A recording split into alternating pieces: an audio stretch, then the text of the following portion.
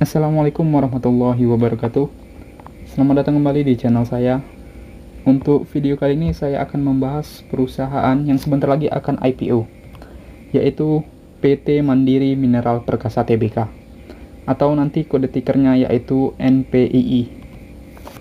Langsung saja masuk ke informasi mengenai perusahaannya. PT Mandiri Mineral Perkasa ini didirikan pada bulan November tahun 2018. Untuk kantor pusatnya itu berada di Gedung Citra Tower Kemayoran, Jalan Benyamin Suaib, Kebon Kosong, Kemayoran, Jakarta Pusat. PT Mandiri Mineral Perkasa ini bergerak di sektor basic materials, subsektor mining equipment and service. Kemudian untuk kegiatan usaha utama perseroannya yaitu bergerak di bidang jasa penunjang pertambangan dan penggalian, serta aktivitas perusahaan holding. Kemudian ke informasi mengenai IPO-nya. Untuk jumlah yang ditawarkan dalam IPO kali ini yaitu sebanyak 950 juta lembar saham atau setara dengan 0,73% dari saham perseroan. Sekedar informasi tambahan, untuk NPEI ini sendiri merupakan IPO terkecil secara persentase dalam 4 tahun terakhir. Sebelumnya itu ada IPO-nya PMJS yang melepaskan saham ke publik itu hanya 1%. Tetapi bedanya dengan PMJS ini IPO-nya itu sebanyak 20%. Tetapi 19%-nya itu sudah ada yang mau membeli sahamnya terlebih dahulu. Kemudian sisanya sebanyak 1% barulah dilepas ke publik.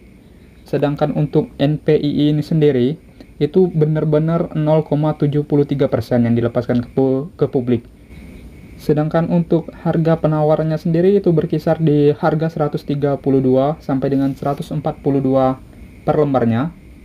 Sehingga nantinya dana yang akan dihimpun dari IPO kali ini berjumlah 125,4 miliar sampai dengan 134,9 miliar. Untuk penawaran awalnya itu sudah dimulai sejak tanggal 20 sampai dengan 30 Mei 2022.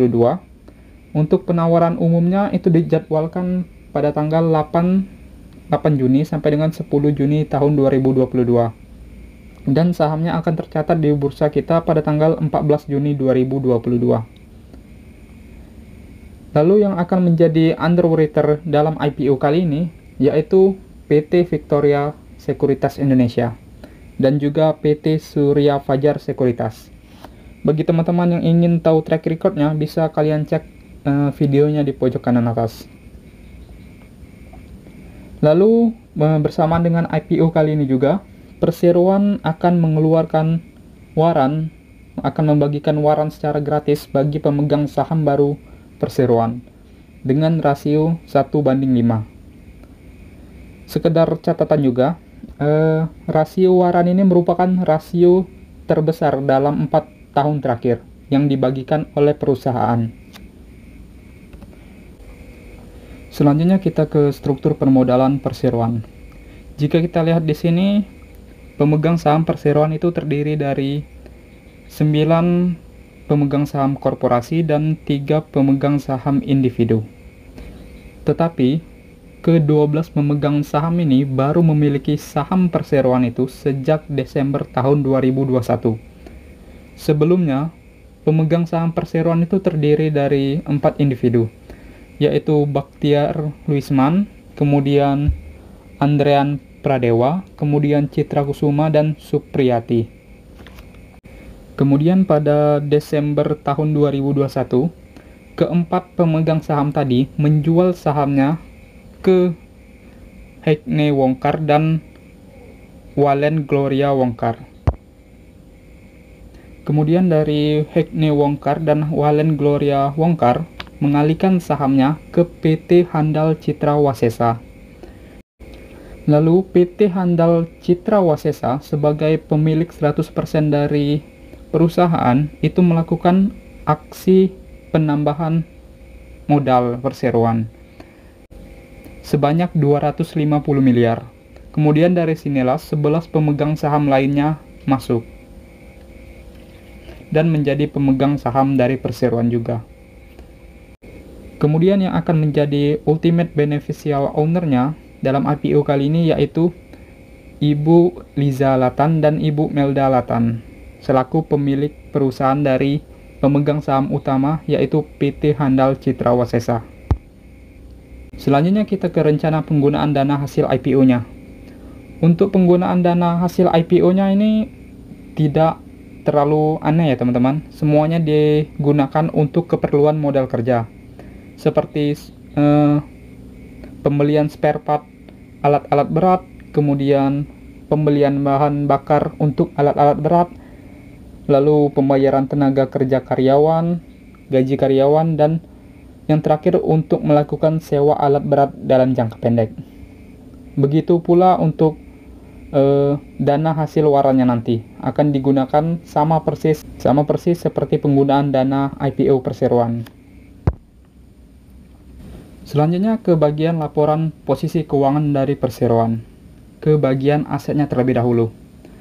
Untuk jumlah asetnya pada tahun 2021 ini meningkat sangat signifikan ya jika dibandingkan dari tahun 2020-nya. Jika kita lihat di sini untuk aset lancarnya terlebih dahulu, peningkatan paling besar itu terjadi pada pos piutang usaha pihak ketiga. Dan setelah saya telusuri, ternyata sebanyak 99,88% piutang usaha pihak ketiga ini berasal dari PT Masimpu Dali. Kemudian, sisanya sebanyak 0,12% itu berasal dari PT Adi Karto Kartiko Pratama.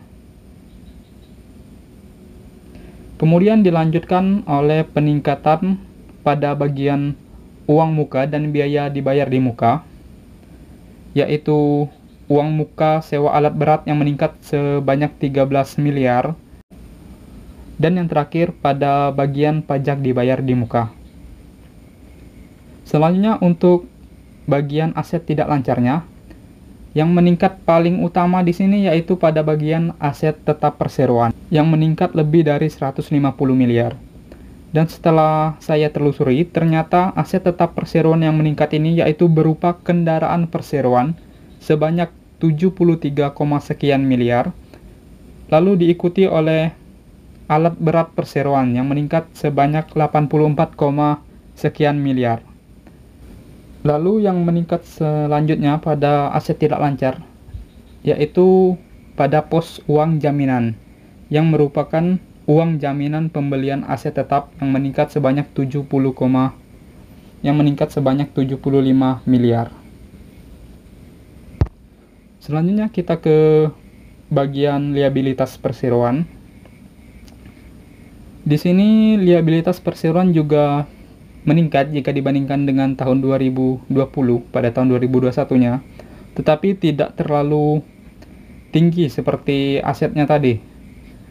Untuk peningkatan liabilitas perseroan ini sebagian besar itu berasal dari liabilitas jangka pendeknya, yaitu hutang pajak dan beban yang masih harus dibayar.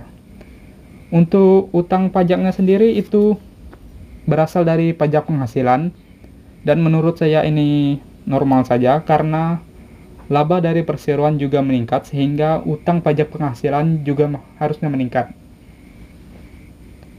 Kemudian pada bagian beban yang harus dibayar ini, jika saya telusuri, ternyata ini merupakan sebanyak 20,5 miliar itu merupakan biaya emisi saham.